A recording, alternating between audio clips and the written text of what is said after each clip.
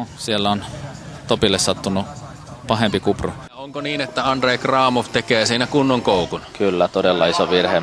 Ysillä on käynyt kartan ulkopuolella. Nyt nähdään kyllä todellista pummaamista. Siellä on melkoiset karkelot käynnissä kyllä. Emil Wingstedt pummaa Rasti. Ai.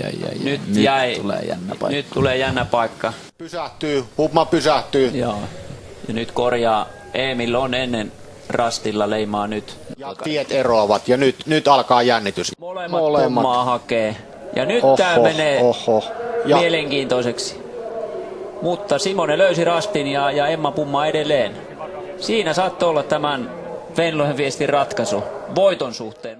No, se voi katsoa sitten siitä kepsistä, mitä siellä on tehty. Että... Varmaan aika mielenkiintoisen näköinen kepsi vei vaan.